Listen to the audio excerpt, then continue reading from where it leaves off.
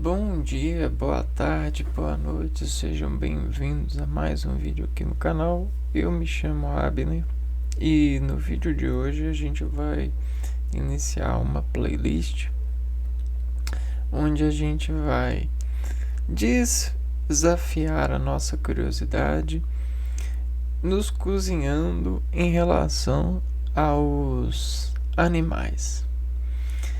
Os animais, eles são incríveis, são seres que desafiam a sobrevivência a partir dos seus vários padrões de sobrevida, né? E de função no meio ambiente.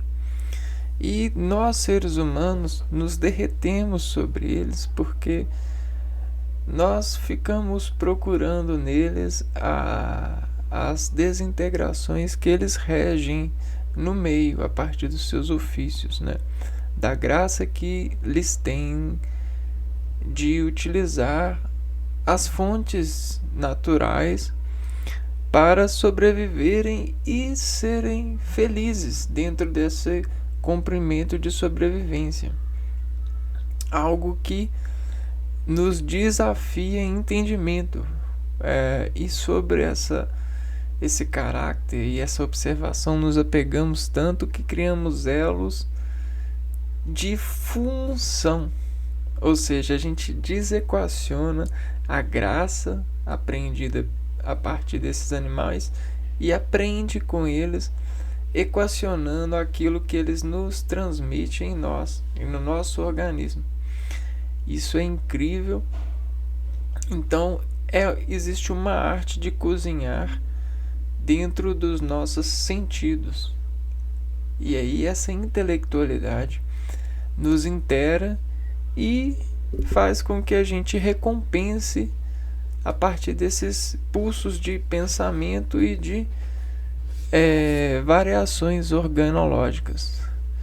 Eu consegui uma lista aqui na internet que ela diz que tem todos os animais de forma organizada descritos, né, no sentido alfabético.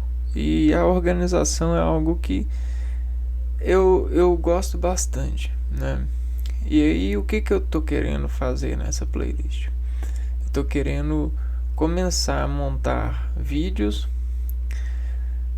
que vão passar, né, de forma ondulada, ou seja, de uma forma só provocando uma certa onda nesse mirante, nesse vídeo, que vai desafirmar essa ordem e vamos prestar um pouco mais de atenção nesses animais, né? Nesses capacitados, seres que desenvolvem a natureza e conseguem substratar ela de forma que nos empreende e nos faz ter muitos benefícios.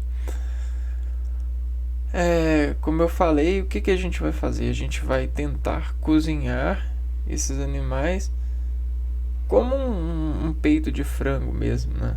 E vai desfiar todos esses peitos, ou seja, decompor aquilo que a gente pode tirar de ganho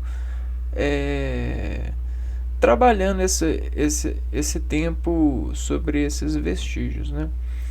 Então vamos lá, vou compartilhar com vocês a minha tela e vou mostrar para vocês o site.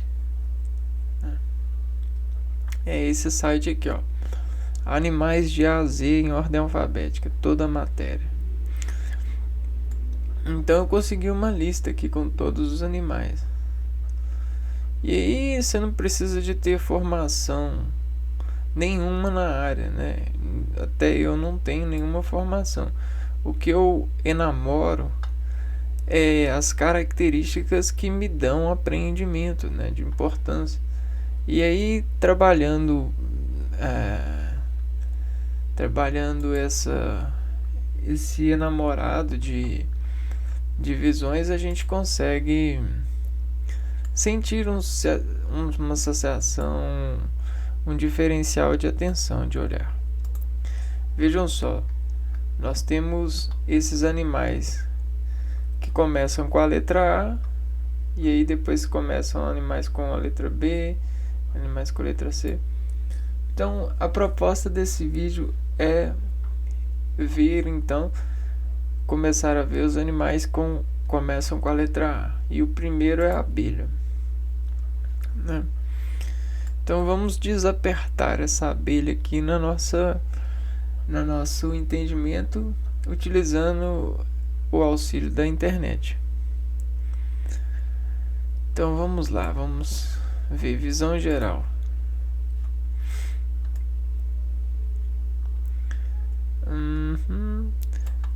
Abelhas são insetos voadores conhecidos pelo seu importante papel de polinização.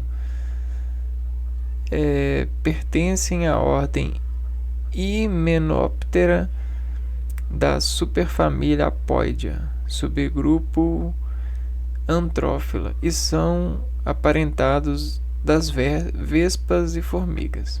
Legal. Então elas são artrópodes, e o que elas praticam é o que a gente chama de polinização.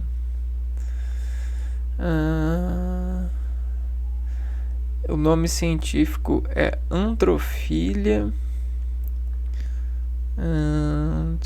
abelha europeia. Vamos dar uma wikipediada aqui.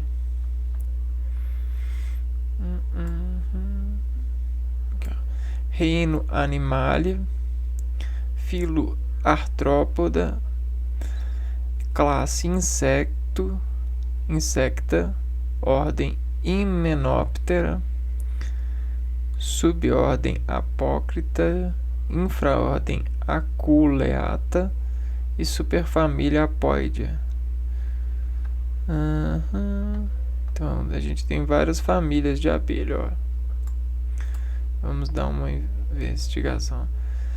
A Andrenidae é a família do grupo das abelhas, que inclui abelhas solitárias, há cerca de 1.200 espécies distribuídas por 12 gêneros, e a maioria dos quais dos gêneros Andrena. O grupo ocorre na América do Norte, em áreas de vegetação pouco densa. Então você pode ver que, dependendo da região que elas vivem, elas desenvolvem especializações, né? E tem uma quantidade enorme de tipos, né? Antroforine é uma grande tribo de família Apidaia. Todo mundo que eram anteriormente classificados na família Antroforine, e a grande maioria das espécies estão nos gêneros Amedila e Antrófora. Todas as espécies são solitárias, embora muitas. Então tem a Tranforine, os apídeos, a Coletidae, a Centenoplecitridae, Elicitidae, Heteroginaidae, Megatile, Megachilidae, Melitidae, Sphecidae. Olha que incrível essa. Vespas, que inclui vespas cavadoras, e a Stenotritidae. Olha que ser incrível, né, que a natureza desenvolveu, que consegue sobreviver algum tempo e tem papel muito importante na natureza, né?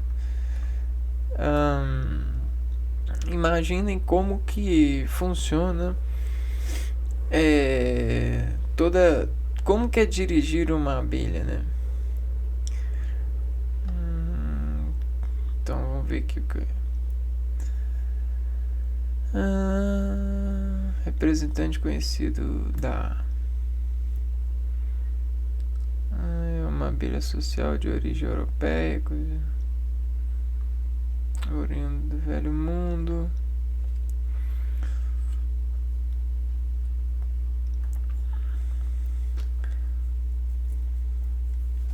Existem abelhas sociais e abelhas solitárias. Ambas são importantes para o equilíbrio ambiental.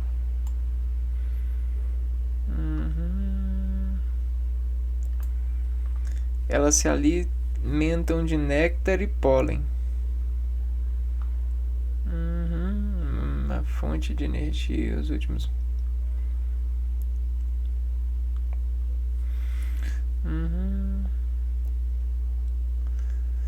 A maioria do pólen é usado como alimento para as larvas, que as têm definido como um inseto herbívoro.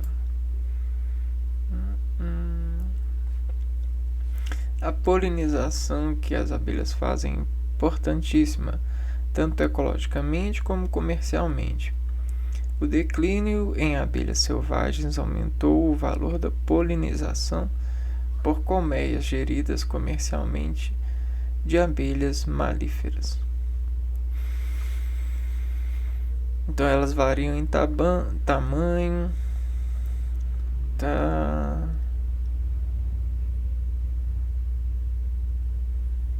A fêmea pode atingir 39 milímetros, abelhas comuns. A epicultura tem sido praticada há milênios, desde pelo menos os tempos do Antigo Egito e da Grécia. Além do mel e da polinização, as abelhas produzem cera de abelha, geleia real e própolis. As abelhas têm aparecido na mitologia e folclore através de todas as fases da arte e da literatura, desde os tempos antigos até os dias atuais. Então existe um empreendimento de produto desse inseto, né? Nós temos um inseto aqui que produz muita coisa boa, né? É super importante por equilíbrio. Tenta ver o animal como um elo de adestração dos elementos, né? E da decomposição por desassociação biológica, porque eles são seres acelulares, né? São seres celulares, quer dizer.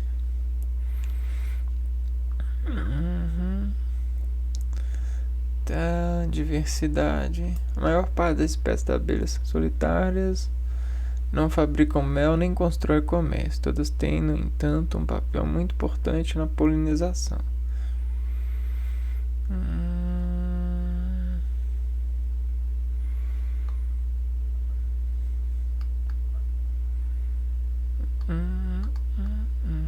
Vamos dar mais uma olhadinha aqui.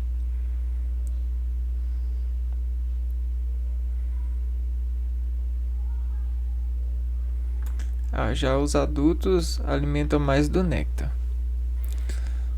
São os mais importantes agentes da polinização, que é a transferência de pólen de uma ântera de uma planta para o estigma de uma outra planta, permitindo posteriormente a fertilização e a produção de sementes, na maioria das vezes por um animal ou pelo vento.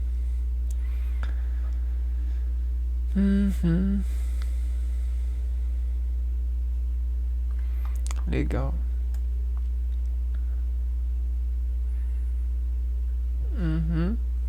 Algumas têm os ferrões, né? Produz mel. Aí ó, a gente tem a anatomia da aranha. Olha que legal.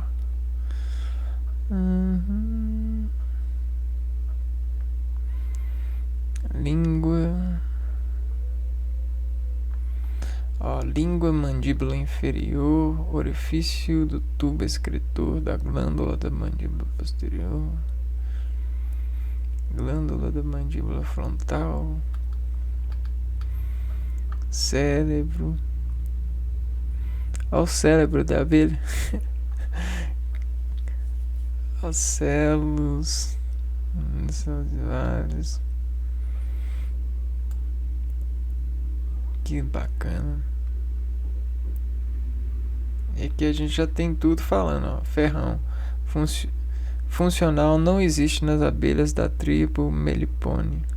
Ferrão serve para injetar toxina no corpo do inimigo.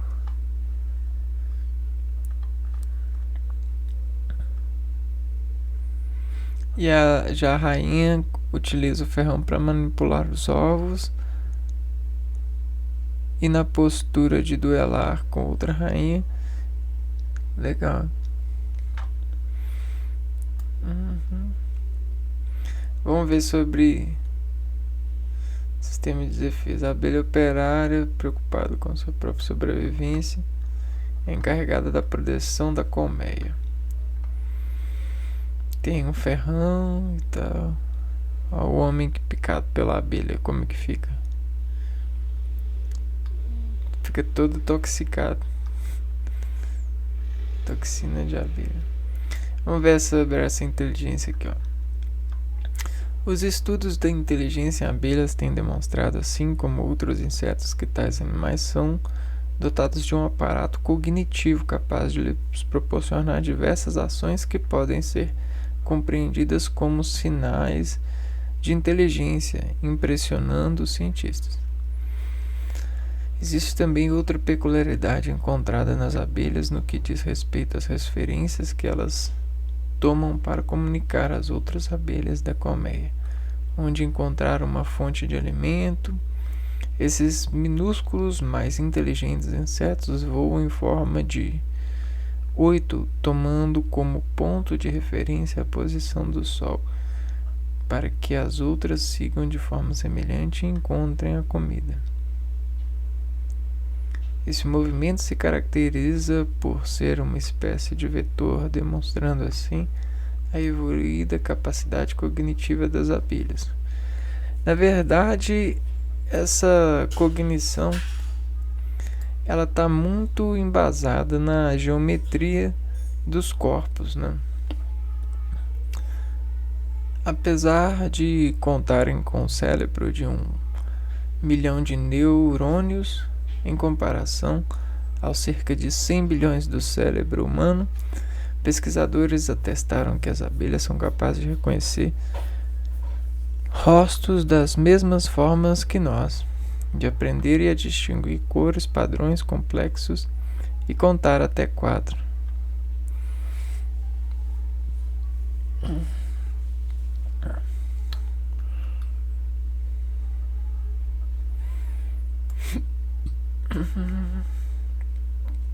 Bom, a abelha é muito interessante. Vamos tentar pegar uma imagem. Essa aqui vai ser boa. Você vê todos os animais, se você pegar e olhar bem, eles são discípulos de si mesmo por conta da formação que eles têm. Então você tem uma questão de formação, onde você cria uma certa atentabilidade pro lado da forma, né? Se você pega e começa a desenvolver a desinformação que essa forma presta ao colocar em equilíbrio todos os órgãos e disfuncionar sobre dirigência das reparticularibilidades que esse ser entende sobre as sensações de pressões que causam nesse instrumento aqui, ó, nessa caixa de expressão ressonante, você encontra a resolução de direção que ela tem na cognição, por conta dos padrões ambientais que elas discercam, né? Você tem os estímulos que ela consegue captar e você tem quais que são as ecorreferências que ela capta para desinformar desses movimentos possíveis. E aí você consegue, olha, fazer uma forma. E aí nessa forma aqui, ó, você consegue interpretar, né,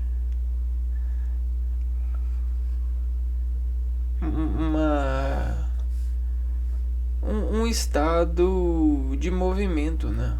Porque se você pegar e comparar com todos os seres vivos, o estado de movimento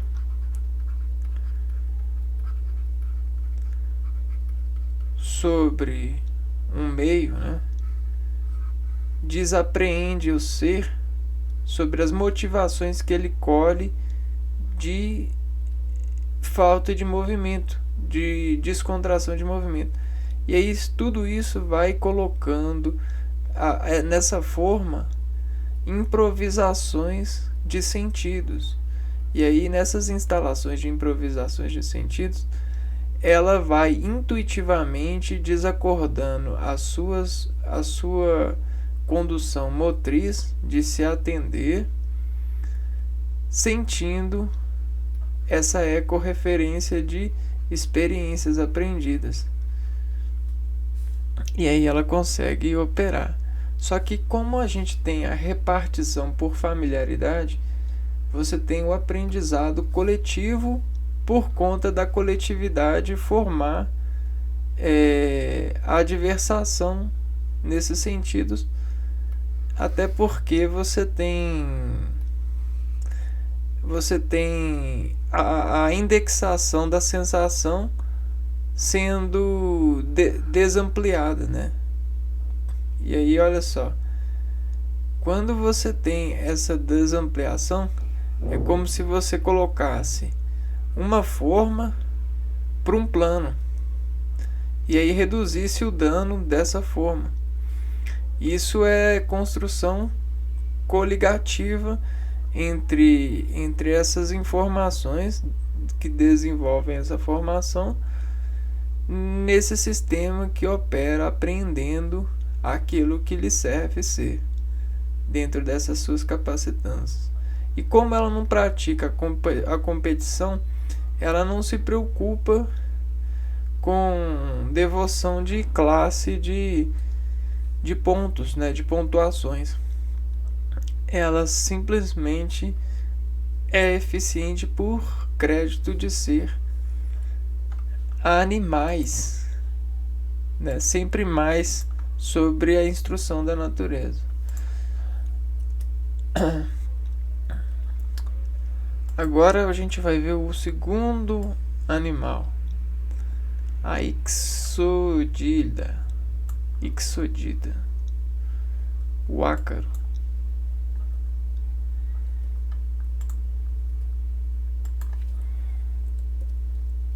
Ácaro.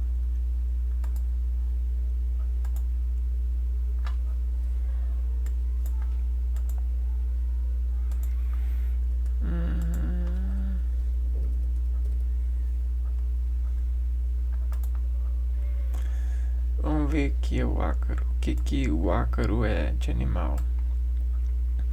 Ele é uma aracnídea do domínio eucariota, filo artrópoda, reino animale e subclasse Acaria.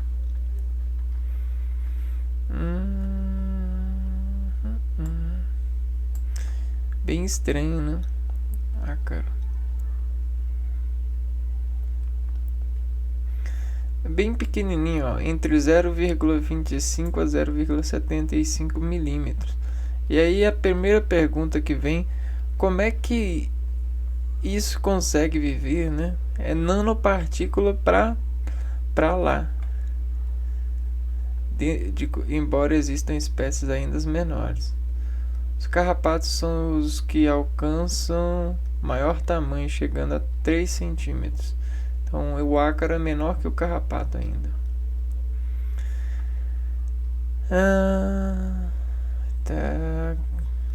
Bactérias. Vamos ver. A grande capacidade de adaptação relacionada com a plasticidade evolutiva e o pequeno tamanho relativo possibilitou a conquista de diversos ambientes aquáticos e terrestres de formas que os ácaros ocupam uma variedade maior de habitats do que qualquer outro grupo de artrópodes. São componentes significantes do zooplâncton e associados a algas, bem como a fauna arbórea. Também ocorrem em grande número nas camadas de humus, que cobrem florestas, gramas e solos agrícolas. Além disso, por causa do tamanho, são facilmente levados pelo vento, compondo o plâncton aéreo. Então, no vento pode ter ácaro.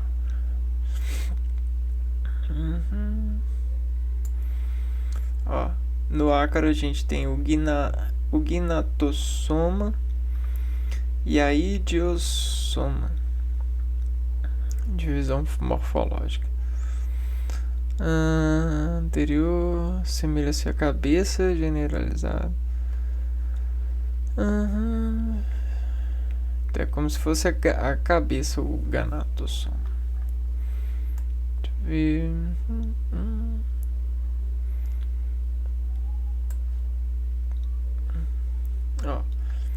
Queliceras são órgãos primários para aquisição de comida, usualmente adaptados para mastigação, perfuração, dilaceração. Então, eu vi aqui, glândula salivar, ventrículo, subcapitular, bronquicéus. Olha como é que é a cabeça do ácaro. Como é que é a boca dele? Labrum.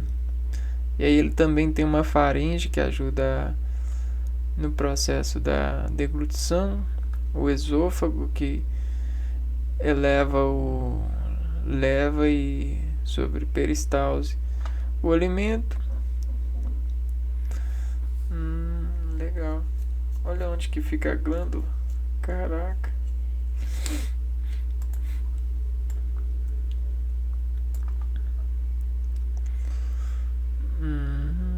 Eles também têm receptores sensoriais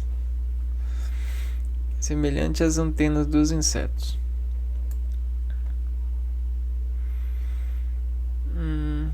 Teriam alguns grupos órgãos de suporte.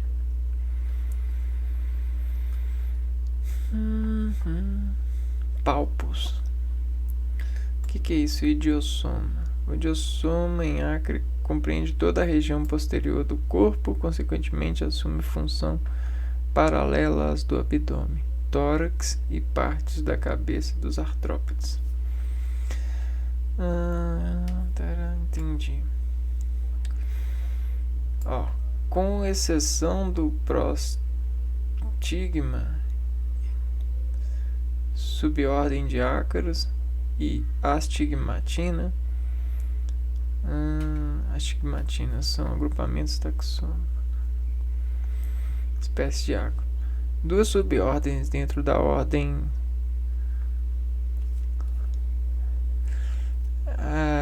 Sarcoptiformes. Todos os ácaros possuem 4 pares de pernas que na fase adulta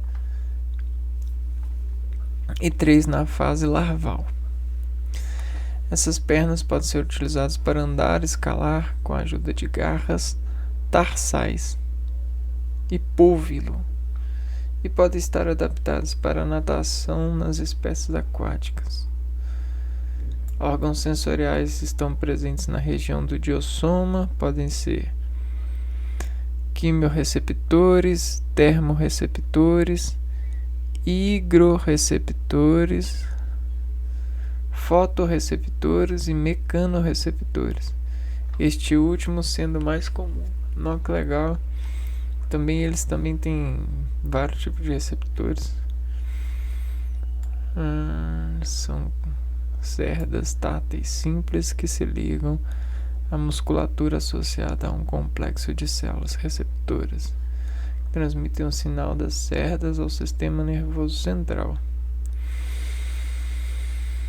Tricobótrios, presentes em alguns representantes do grupo. Então a gente tem umas cerdas que conseguem, por compatibilidade biológica, ou seja, produção têxtil, né? Na citologia desse animal, elas conseguem transmitir esses impulsos, né? Essas mecânicas. A gente tem reprodução, habitat alimentar. Vamos ver reprodução. Vivem 2 a 3 meses só. Acasalam 1 a 2 vezes, dando origem a uma postura de 20 a 50 ovos.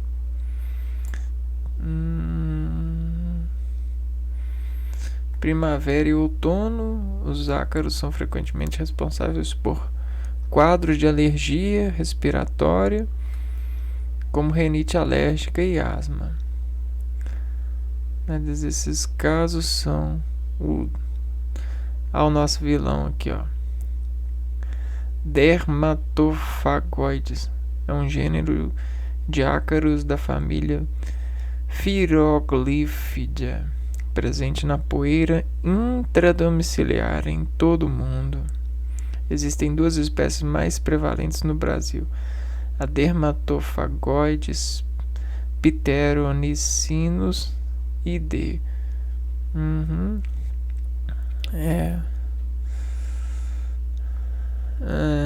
A estratégia de redução são bastante variadas, incluindo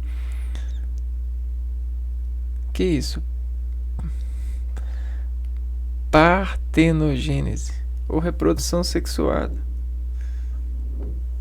Essa estratégia é reprodução. Tá.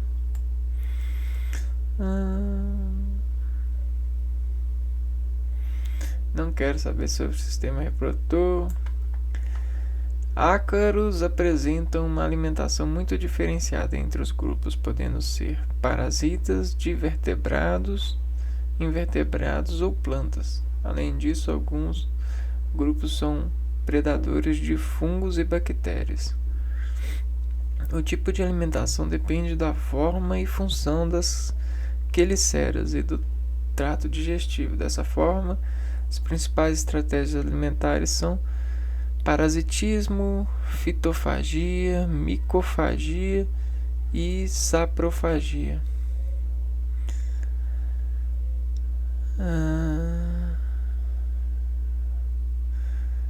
São detritivos. Caraca. Respiração cuticular, alergologia, prevenção. Como prevenir dos ácaros: o arejamento, exposição ao ar e ao sol, aos colchões, lavagem frequente a 60 graus Celsius dos colchões, aspiração regular e frequente dos colchões, tratamento de colchões e tapetes com acaricidas. O que são acaricidas? A utilização de coberturas anti-ácaros. Então, geralmente é tapete e colchão, né? Lavagem semanal dos bonecos de pelúcia, manutenção de uma atmosfera. Tudo que acumula poeira. Legal. Vamos.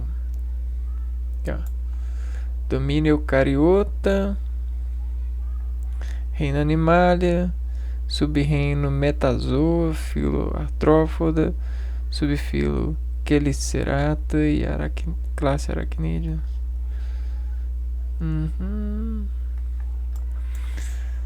Vamos só ver aqui uma imagem do.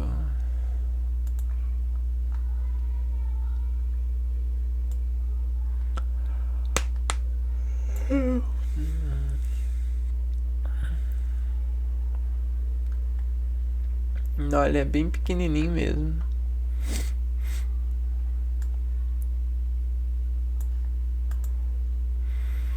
Olha só o naipe do cara.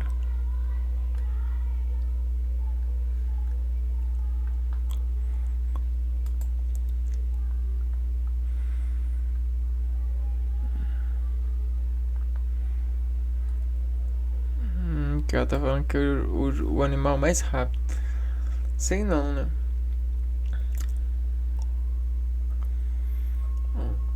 Agora a gente pode olhar pro terceiro animal, a água-viva.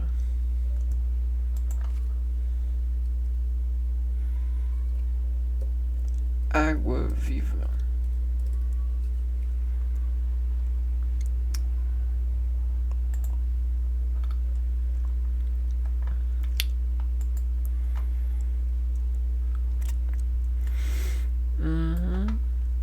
Água-viva, Medusozoa. Então esse é um agrupamento taxonômico que inclui medusas, mãe-d'águas e águas-vivas. Forma de vida livre, adultos livre dos quinidários, adultos que se encontram nas classes Sifozoa, Hidrozoa e Cubozoa. Quase todas as medusas vivem nos oceanos como componentes do zooplâncton. Domínio eucariota, reino animalia, subreino Eumetazoa e filo quinidária. A gente tem várias classes, ó. Hidrozoa, Cubozoa,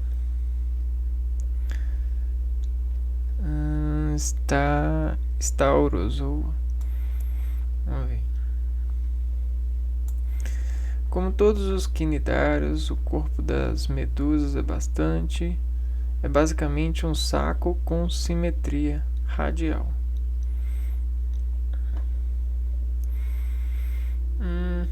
Formado por duas camadas de células e epiderme. No exterior e a gastroderme no interior. Epiderme e gastoderme. A forma pode variar desde um disco achatado até uma campânula quase fechada na margem livre. Que pode ser lisa, fendida, ondulada. As medusas ostentam coroas de tentáculos com células urticantes. Os quinidócitos capazes de ejetar um minúsculo espinho que contém uma toxina nematocisto. Em algumas medusas, principalmente as Quifozoa, onde são mais desenvolvidas a boca chamada arquêntero.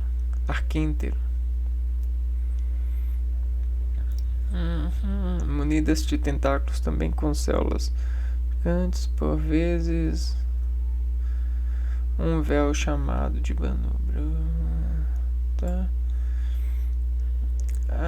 As medusas usam estes aparelhos não só para se defenderem dos predadores, mas também para imobilizarem uma presa.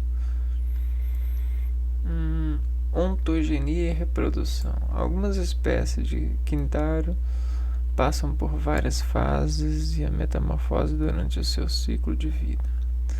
As medusas têm sexos separados e do ovo liberta-se uma larva chamada plânula pelágica de forma oval e completamente ciliada, que em algumas espécies se desenvolve como uma nova medusa. Anatomia das medusas. As medusas têm nos tentáculos, células gigantes são ativados por um simples, mais efetivo sistema nervoso. Então, ela tem um sistema nervoso formado por uma rede de células de epiderme. Os impulsos destas células são enviados para o anel nervoso, e assim como os roupários, que são verdadeiros órgãos dos sentidos, incluindo as células, que não são verdadeiros olhos, mas são sensíveis à luz. As células. A célula é o olho primitivo das hidromedusas, platelmintos e alguns insetos, constituindo pelo agrupamento de células fotorreceptoras. São estruturas pequenas e isoladas, constituídas por células sensoriais, revestidas por células pigmentadas conectadas ao nervo óptico. Então você não precisa de ter um sistema muito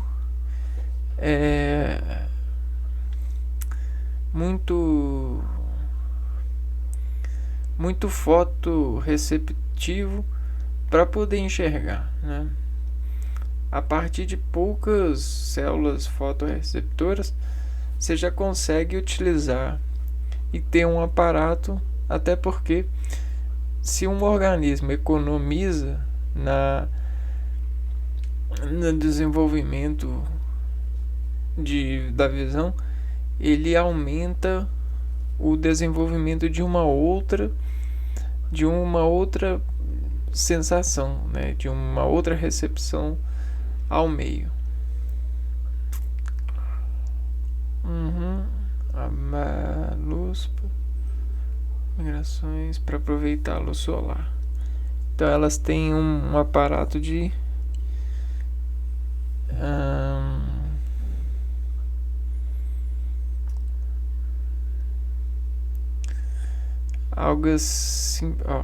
algumas medusas abrangem. Esses animais não têm um verdadeiro sistema digestivo nem sistema excretor. São as células da gastroderme que executam essas funções.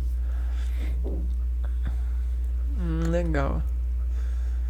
A troca de fluido e de gases é efetuada através da expansão e redução do cilindro.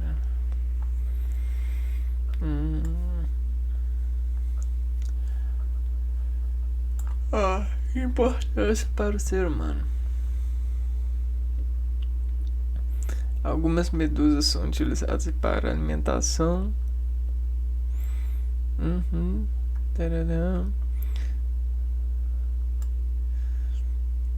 Biotecnologia, vamos ver. Osamu Shimura extraiu a proteína verde fluorescente produzida pelo quinidário. E outra proteína bioluminescente é a produção de luz por organismos vivos. Que louco! Chamada aequorina de medusa. A Aequorea victoria é uma água viva. 3 décadas mais tarde, 1960. Então aqui,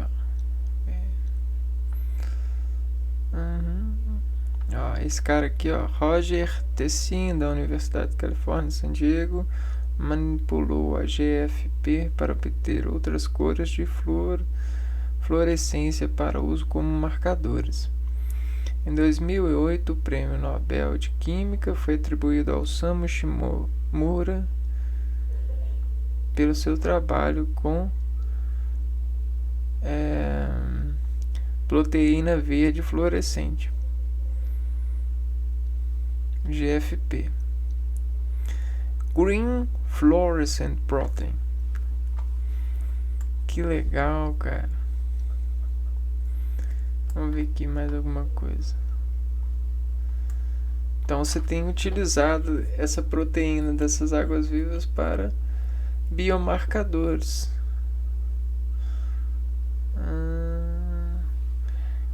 isso, cara. Que legal. Que tecnologia biológica, né?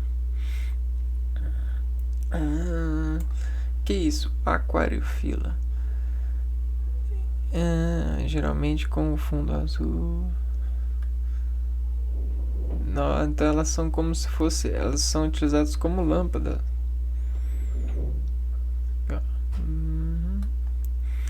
Toxicidade para o homem. Em geral, as picadas das medusas, principalmente das classes cifosas, não são fatais. No entanto, as da classe Cubozoa, como podem ser. Existem umas classes que são Cubozoa. Em qualquer caso, quando se verifica o ataque de uma pessoa, deve ministrar imediatamente primeiros socorros. Vamos ver o que é isso aqui, ó. O naturalista alemão popularizou as medusas através das suas vívidas ilustrações especiais na sua obra. Nossa, se você pegar a forma desse animal, ela tem uma fractância, né? Um ritmo que mobiliza muitas sensações, né? Vamos ver aqui. Olha só. Olha a engrenagem, olha. É incrível. Nossa, é muito incrível essas formas mesmo. Porque realizam movimentos complexos, né? Você tem que sempre pensar que toda essa coligação, todo esse empreendimento tem uma direção sobre o meio ambiente, né?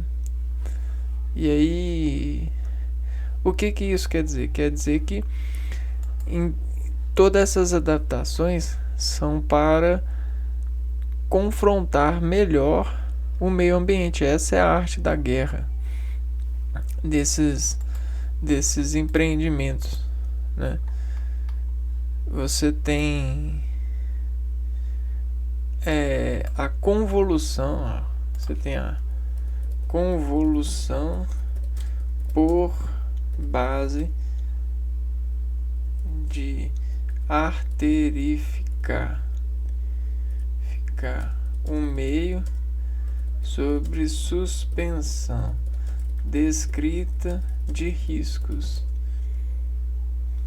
e desinvestir nos riscos para alcançar maior status de sobrevivência. Então, isso é o princípio de todo organismo.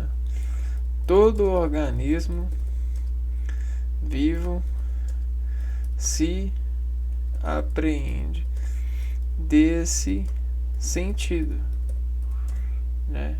São os toques, as impressões de meios de desenvolvimento.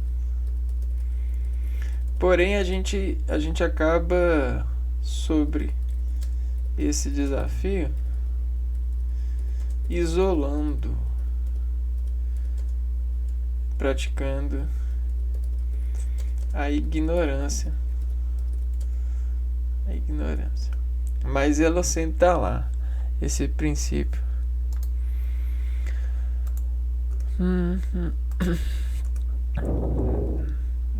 É o princípio do equilíbrio celular, sobre a individualidade celular em conjunto de organismo. Porque se a célula depende desse conjunto, logo ela desapreende os riscos de sobrevivência desse todo conjunto.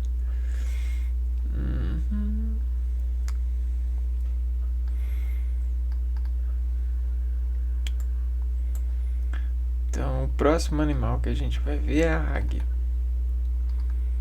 Que animal lindo, né? Olha só.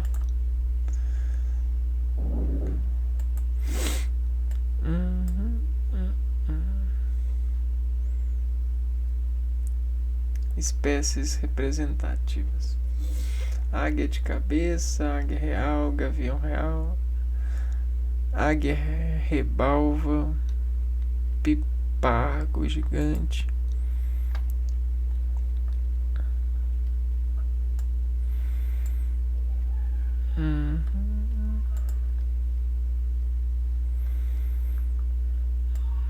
águia.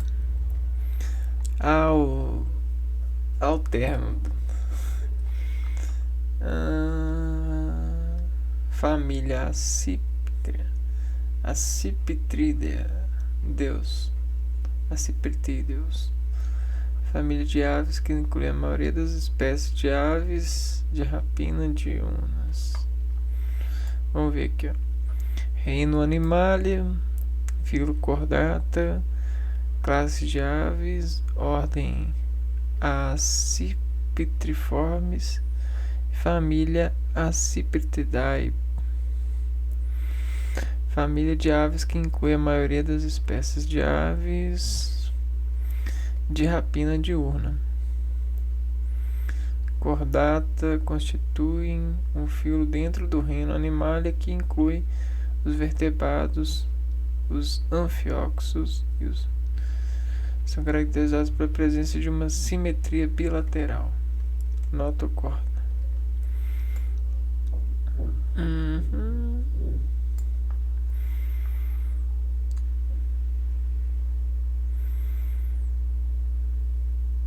Que ela come coelho, esquilos, cobras, marmotas e outros animais. Costumam fazer seus ninhos em locais altos, entre as águias da América Latina. A arpia é uma das maiores. Legal. A águia pode ser encontrada simbolicamente representando força, grandeza e majestade. Foi muito usada em brasões de exército, figurando nos estandartes do Ciro II, rei dos persas, e mais tarde durante o segundo consulado de Mário, encimando as lanças como insígnias das legiões. Na simbologia cristã aparece como possível símbolo de pessoa muito perspicaz, penetrante, que vê longe, superior em inteligência. Legal. E ela é carnívora, né? É muito legal.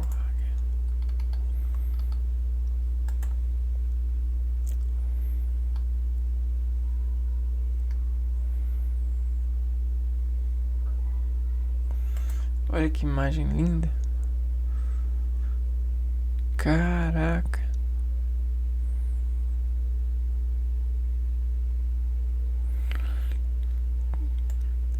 É muito prazeroso ver o que a vida consegue comportar, né?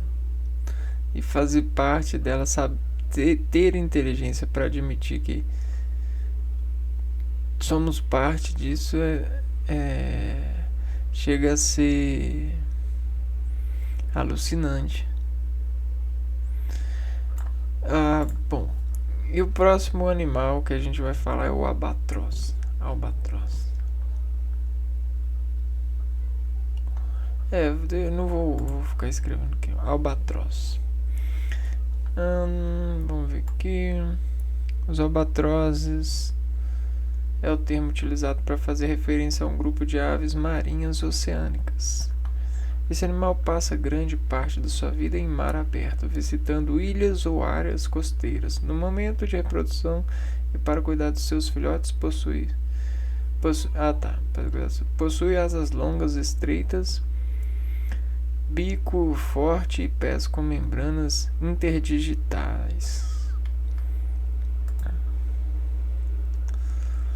Aqui, reino Animalia, filo Chordata, classe aves, Ordem Procellariformes, família Diomedeidae. Que legal. Tá, referências da parte. Bom, tem bastante coisa sobre essa ave. Vamos ver aqui, ó. Ser humano.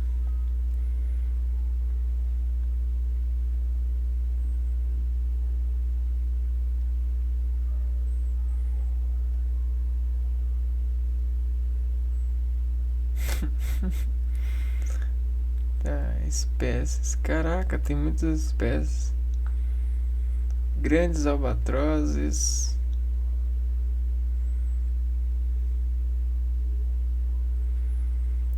Quem diria que existiria tantos albatrozes assim? Diomedaia, Phoebus,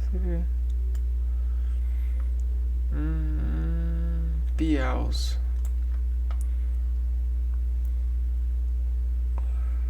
Olha só que diferente.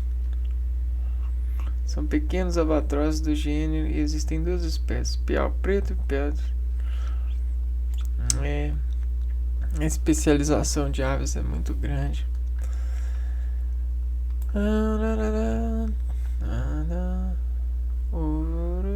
Estão entre as aves voadoras de maiores dimensões. Os grandes albatrozes do gênero Diomedia têm a maior envergadura de asa de qualquer espécie não extinta. Os albatrozes são geralmente distribuídos em 4 gêneros, ainda que haja desacordo quanto ao número de espécies. Movem-se de forma muito eficiente no ar, cobrindo grandes distâncias com pouco esforço. Alimentam-se de moluscos,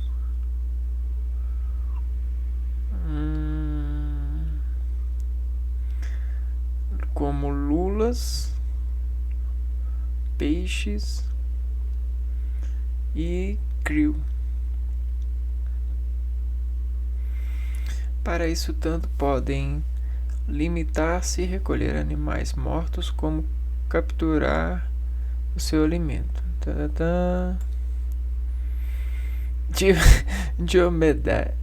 Diomedeidae. Então aqui a gente tem falando sobre a taxonomia e evolução. Tem muitas espécies. Distribuição geográfica pelo globo.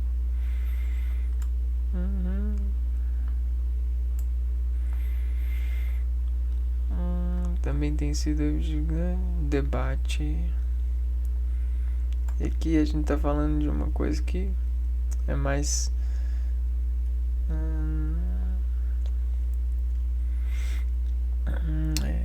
que o estudo aqui é mais embasado, não sei. Vamos ver, morfologia e voo. Constitui um grupo de aves de muito grande porte, sendo os maiores o bico é grande, forte e aguçado nas extremidades. Mandíbula superior e termina num grande gancho. Excreção de sal. Por onde fazem excreção de sal, que dava um antigo nome de ordem.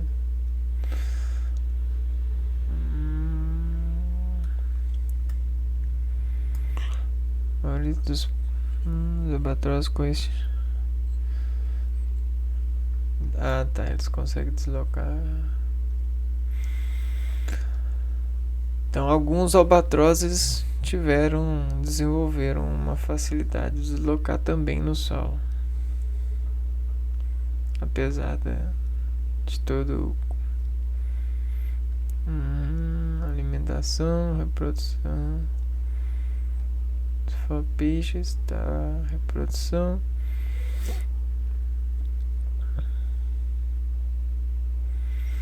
Eles vão para ilhas isoladas, em territórios de caráter mais continental, encontram-se em promontórios com boa acessibilidade para o mar em praticamente todas as direções. Entendi. Eles geralmente vão em ilhas para poder fazer acasalamento.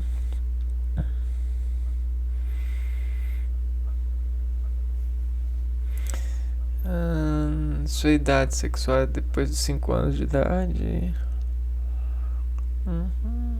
Que legal.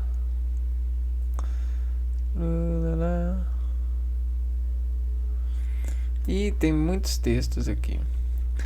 Vamos ver mais algumas fotos do albatroz.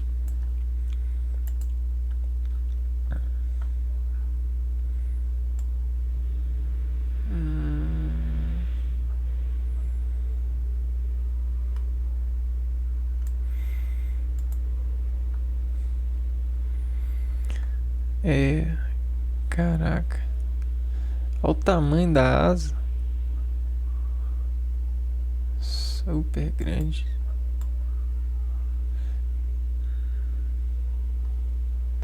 A asa é documento para poder voar, né? Tamanho da asa. Bom, então vamos ver o próximo animal. O próximo animal é a andorinha.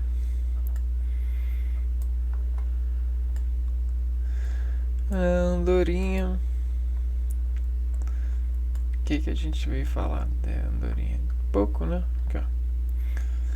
Andorinhas são um grupo de aves passeriformes de família Hirundinidae. A família destaca-se dos restantes pássaros pelas adaptações desenvolvidas para alimentação aérea. As andorinhas caçam insetos no ar e para tal desenvolvem um corpo fusiforme e asas relativamente longas e pontiagudas. Medem cerca de 13 centímetros de comprimento. Então você vê que você tem até mesmo adaptações no sentido da recepção aérea para as formas que as asas dão, né? E essas formas também elas fazem diferença dinâmica no voo. Reino Animalia, filo Chordata, classe Aves, ordem Passeriformes, subordem Passeri.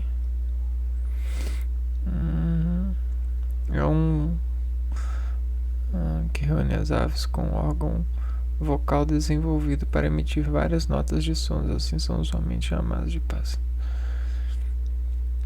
Legal. Essa questão de notas de som está mais ligada aos tomos musculares de empreendimento de pressão de ar, né? Então, né, desenvolvimento de nota, mas deveria falar assim, desenvolvimento de controle dos tomos musculares em processo de emissão de pressão de ar. As fêmeas fazem uma postura de 4 ou 5 ovos que depois são incubados durante cerca de 25 dias. Passando o tempo de incubação, nascem os jovens cuja alimentação é feita por ambos os progenitores. Quando a temperatura baixa, as andorinhas juntam-se em bando e vão à procura de locais da Europa mais quentes, indo também para o norte, a África.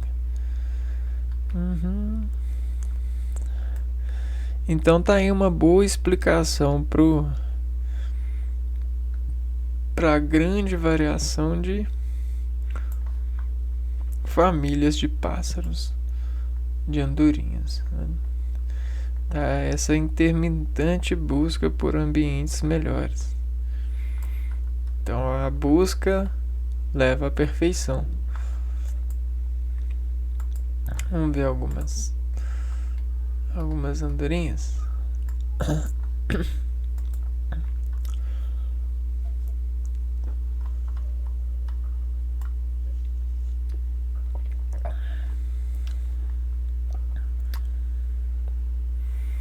Interessante, né?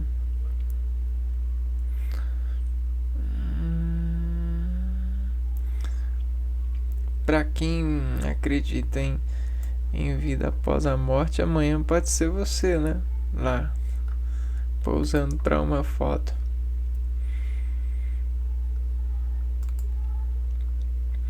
Anêmona do mar. Agora vamos para um aquático.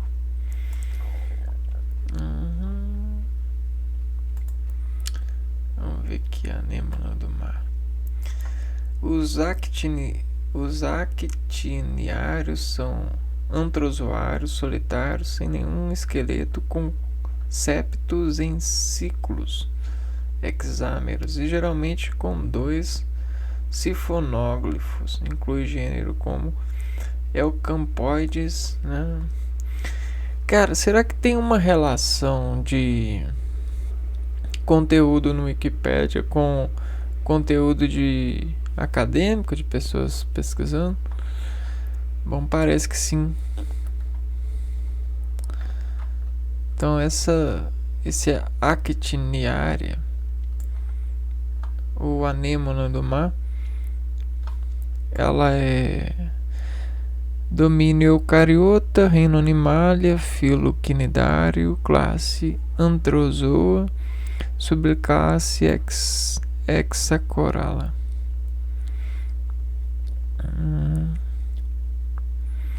Antozoário, subclasses. Domínio é designação dada em biologia ao taxon de nível mais elevado, utilizado para agrupar os organismos. Científica. Vamos ver aqui. Anêmona do mar. Seu papel. Não. Anêmona. Características. São animais marinhos pertencentes ao filo, regiões de entremares, recifes, costões rochosos, ilhas oceânicas e, dependendo da espécie, até mesmo em manguezais. Pertence à classe Anthozoa e possui o corpo colunar com uma boca na extremidade superior envolta por tentáculos. Agora sim, ó, anêmona do mar.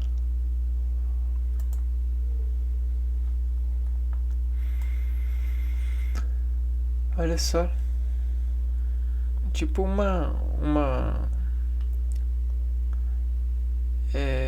um girassol, uma flor.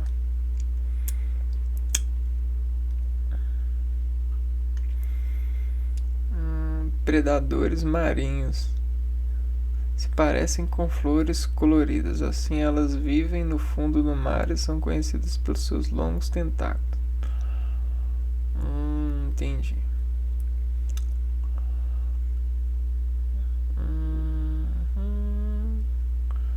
Permanece presas ao substrato, lago, conchas, rochas ou até mesmo costas de... Será que é assim que elas conseguem condutibilidade sistêmica por essa apreensão às rochas?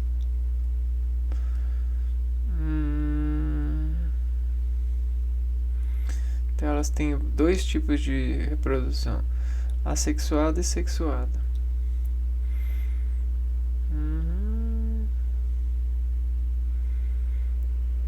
Relação entre os peixes e a anêmona.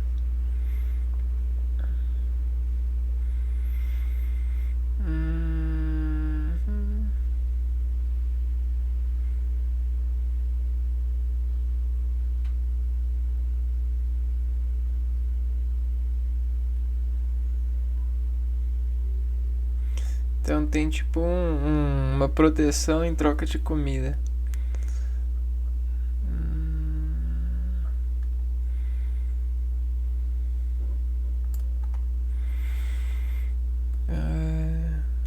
Quando em contato com o ar, retraem seus tentáculos, enchendo suas cavidades de água, ou seja, a intenção é de não secar. Toxinas podem paralisar, não consigam escapar logo em seguida. Então que é como elas capturam suas presas. Aqui, ó. Há quinidócitos localizados nos tentáculos que contêm nematócitos urticantes, ou seja, pequenas vesículas de veneno preenchida com actinotoxinas, um filamento interno e um cabelo sensorial externo. Sendo assim, um toque desses cavelos provoca mecanicamente uma explosão celular e injeta dose de veneno na carne do agressor ou presa. Então ela é venenosa, né? Toxinas tendem a paralisar o alimento para que não consiga escapar logo em seguida. Mais ainda, inquilinismo com as espécies de peixe-palhaço, os animais do mar, com os caranguejos enremitos. Até ela ajuda também a esconder alguns caranguejos. Legal. Anêmonas do mar. Outro animal que começa com a letra A.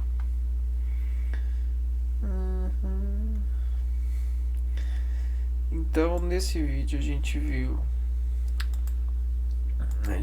sobre, deixa eu ver aqui, a gente viu um pouquinho sobre abelhas, sobre os ácaros, sobre as águas do mar, sobre as águias, sobre o albatroz, sobre a andorinha e sobre a anêmona do mar.